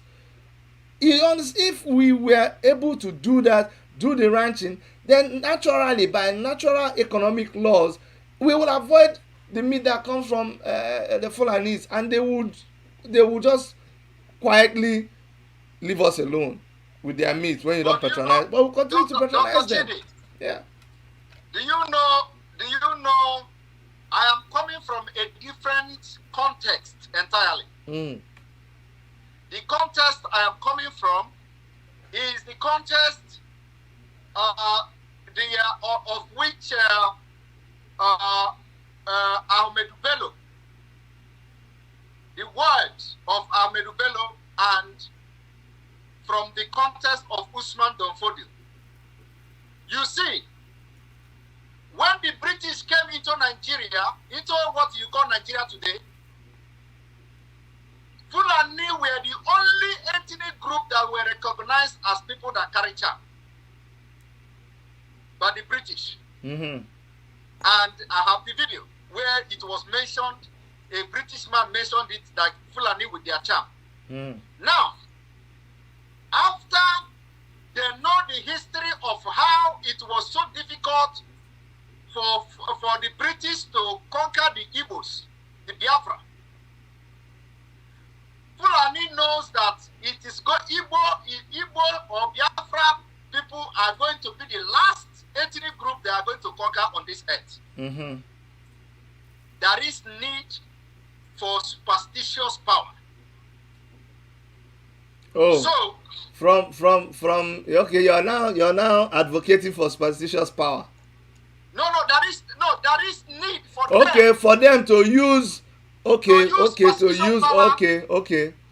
understand now? I understand. Okay. And that is where this cow meat now comes from. That is where I am now advocating. That's why I'm advocating for boycott of the cow meat. In addition to all the atrocities they are committing, I want to tell you one thing. You just mentioned how they are carrying AK-47. You mentioned how they are raping our women. You mentioned how people are no longer going to farm. And in all these things you mentioned, nobody is doing anything. You think it is normal? No, it's not normal now. We already know That is it's the point. no, we know. It is not because they know how to shoot AK-47. It is because as you are eating the nama, as you are eating and consuming those meat, the spirits in the meat are controlling you.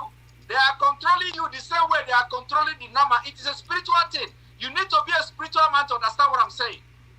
Okay. You know that today, if the cow is in the forest, Fulani will make just one single noise. The whole cow will disappear and take cover. They will make another noise. The whole cow will appear from where they took cover. But Simon, when you come to that, shepherds do it all over the world, though. Sorry? I say when you come to that, I'm not trying to diminish what you're saying, but I'm saying shepherds, they do it. They Yes, because, but I know. But what I'm saying is that there is a purpose for the Fulanis.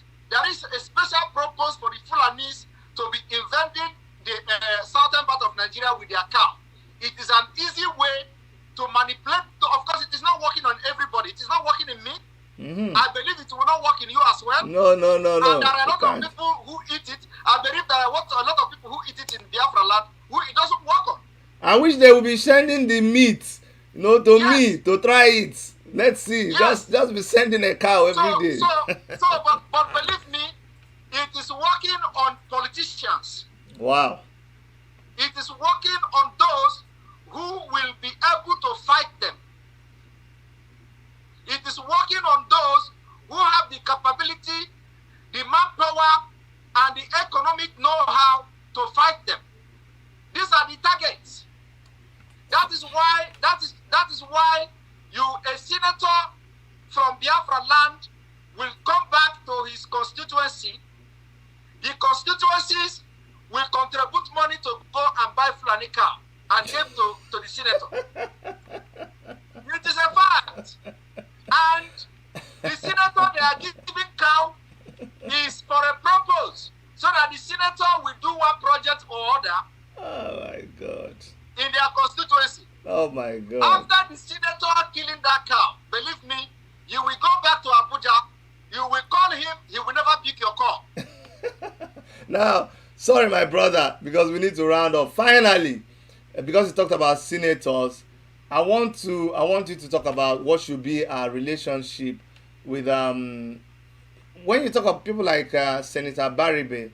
Senator Baribe will laud his efforts, will laud whatever he is doing, but he is there. He's a member of the political class. He belongs to a political party. He has not denounced his party. He's still there doing what he is doing. Now, knowing that there is somebody who is a politician that we recognize and we applaud him for the things that he does on behalf of his people, would you now say that we shouldn't completely condemn all politicians? Because even when they talk about some governors, even Mazi Nnamdi Kanu will mention that people like Wike, what he's doing, he likes him and all that. I have my own bone to chew with Governor Wike, but it's for another day. But so my question is, should we completely, disregard and avoid the political class, or is there a way that we can participate in the politics to our own advantage and the interest of the agitation? There is no way we can participate in anything politics in Nigeria, because it will never yield any fruit. That is one. Okay. Two is that our political class has failed, and if anybody is waiting for them to not to fail or for them to repent, believe me, you are going to wait till Dakita come. So why haven't we asked Senator Baribe to resign and not be in the Senate? Do you know why Senator Baribe cannot resign? Okay. And do you know why Senator Baribe is different? Okay. Senator Abaribe is different because he is not taking federal contract. Okay. But he's still in the Senate. He is still in the Senate, but he is not taking, and that is why he has the right to talk anyhow he wants. So my question is, Simon, if there are people there that are not taking federal contract, we should encourage them to be there? We cannot encourage. We are not encouraging anybody who is not speaking or representing the people that he went there or he has been voted to represent. We can't encourage them to continue to stay. No, you don't understand So what these I'm people saying. The that people these who are already politicians, there, the people who are there, okay, like Senator Baribe, we're encouraging him to continue to stay in the Senate. That's what I'm saying. yeah, So good. So if there are 3, 4, 5 of Senator Baribes, we'll encourage them to be there. if there is 3, 4, 5 of Senator Beribe, we are not looking at futuristic Senator Beribe. We happen to found Senator Beribe today Okay. doing what he's doing. You understand? I like your So we are explanation. not waiting to have a futuristic Senator Beribe 4 or 5 because that will never happen. Thank you. I just wanted that clarification. On that note, I really want to thank you for coming on our program, and I enjoyed every bit of it. And I just one last word to our viewers before we sign on. We're going to do a call-in, but we're already taking 2 hours, and I don't want people to bug you anymore. So just round up with a statement, and we'll close the show. Okay. My statement today is this: you that are watching me, you that you are going to watch this broadcast later on, remember, if you are supporting Nigeria, you are indirectly and directly supporting Boko Haram. If you are supporting Nigeria, you are supporting directly or indirectly ISIS West Africa. If you are supporting Nigeria, you are supporting herdsmen, you are supporting bandits, you are supporting Asar. All this put together, if you support Nigeria and continue to support Nigeria, you are supporting terrorist country. We are looking at having our own independent country free of terrorism, independent country that you can travel outside the world and you'll be proud to sit in among committee of nations and you don't brand yourself as someone coming from a terrorist country. We are looking for a country where equity, justice, tranquility will be the order of the day. We are looking for a country where we will not have anarchy. We are looking for a country where dictator, corruption, and impunity will not be the order of the day. We are looking for a country that will have infrastructural development. We are looking for a country where you will where you have access to hospital, access to social service, access to development, social amenities, and good roads. We are looking that in Biafra Republic Confederation, remember that Biafra is going to be a confederate state, where those who are afraid of being a minority will be covered and protected. Biafra is going to be a confederate state, like you have in Canada, where you are Dr. Chidi. Biafra is going to be a confederate state in the sense that it just will have their rights to control their natural resources, build their city, build their economy. Ibibio, Efik, and all this ethnic group will have the power and autonomy to develop and build their economy. There is not going to be minority as well in Biafra. That we will propose to the government of Biafra. Remember that Biafra is the only country that will come in this life that its citizens are scattered all over the world, doing wonders, performing wonders in science and technology, performing wonders in different fields of life.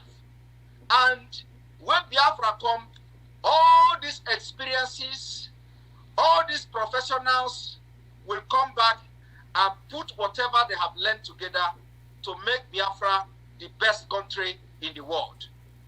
As a Nigerian,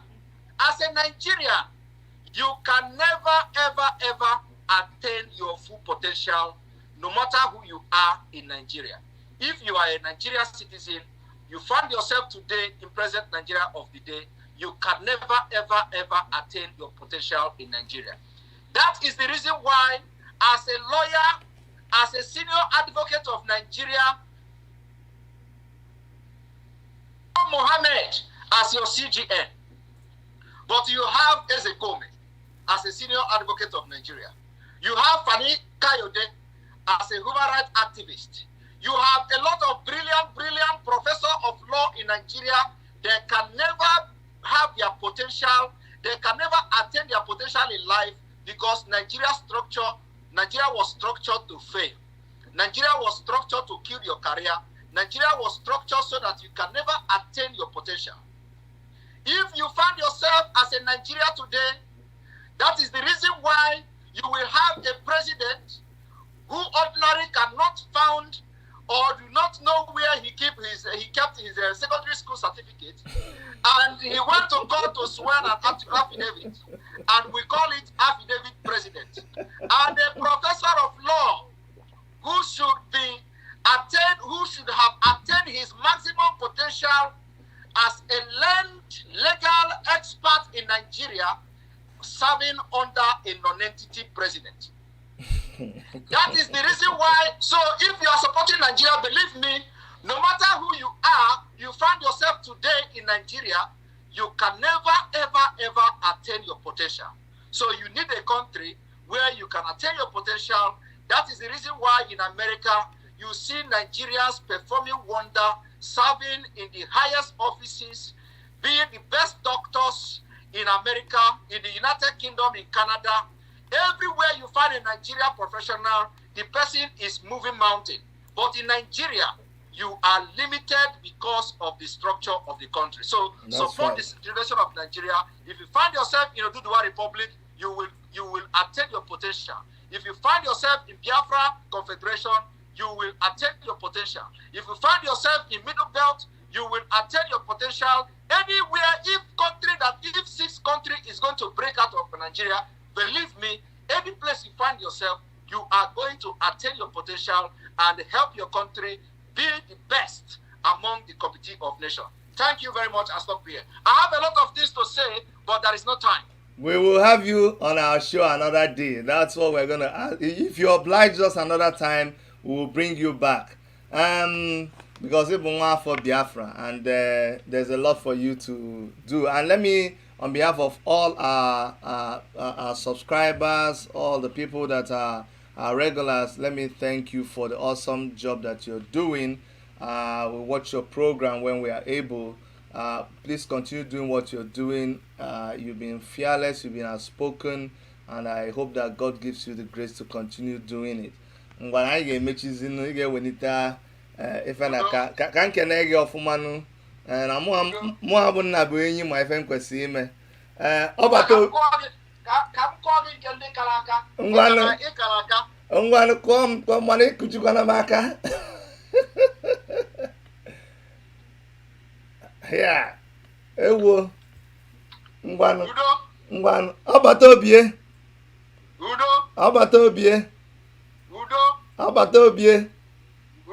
ngwanụ ị ga-adị nwa bye bye ka mesịa.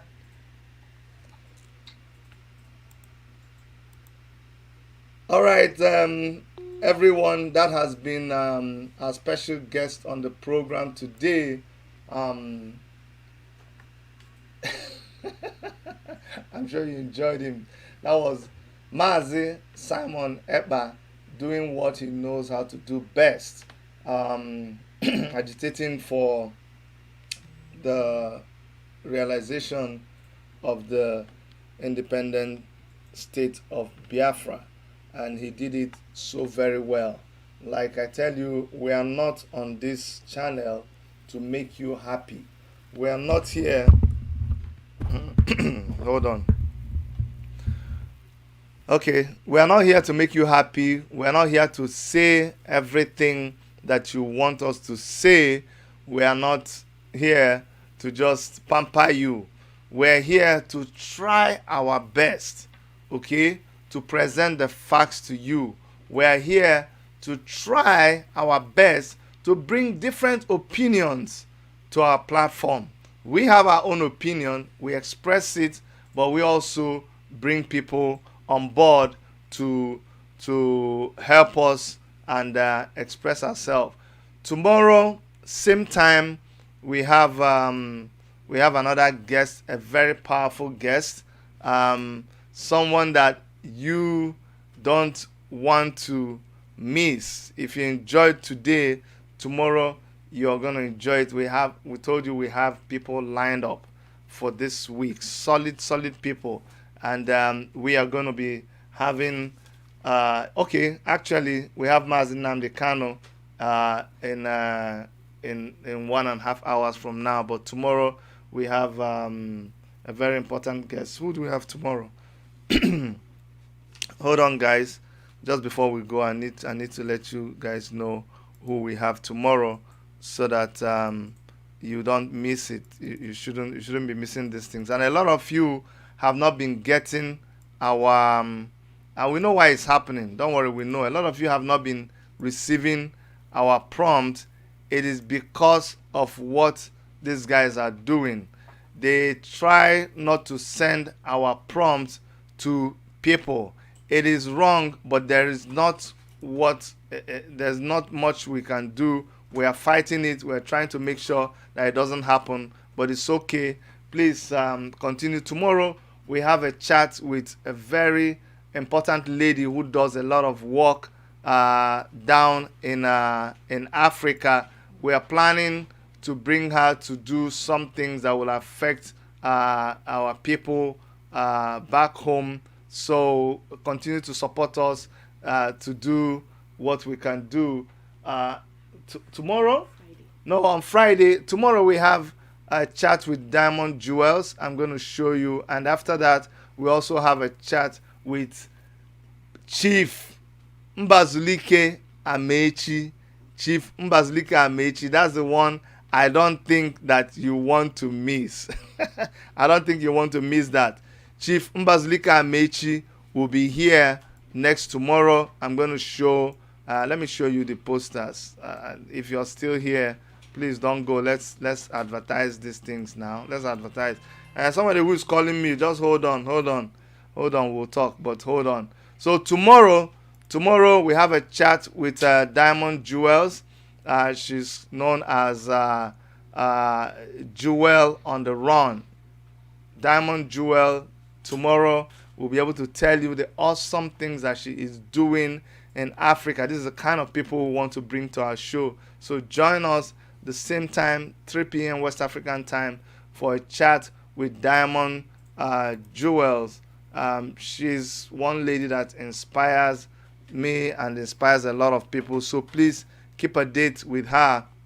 And also, like I promised you, that we'll have so many things that are lined up for you.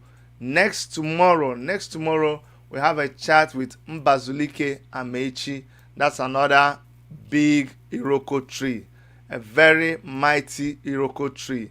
We are privileged to have this icon speak to us. He's going to tell us he was there. He was there right from the times of independence. He's one of the last of the legends. He will tell us about independence. He will tell us about the Biafran War. He participated. He played a major role. So if you want to hear about him, come back next tomorrow and we'll talk about him. And don't forget that in about 1 hour and a couple of minutes, we're going to be bringing you live coverage of Mazin Namdi Kano. And for those of you on our platform that are in the African Action Congress, we couldn't cover the primaries in Edo State. We couldn't cover it live, but we have a video. So please go to our channel and we will upload that video and you will see what happened in Edo State today. All right, guys, that's our program for today. Sorry it stayed a little bit long, but it was all for good. I hope you enjoyed it. From all of us here in the Toronto studios of Worship Media, my name is Dr. Chidi, and Dr. Erica says and sent you her love. I cannot come bite my mouth. Make I dey go. I don't try now. try to subscribe. If you don't subscribe, I will not do you anything. But I love you. Bye bye.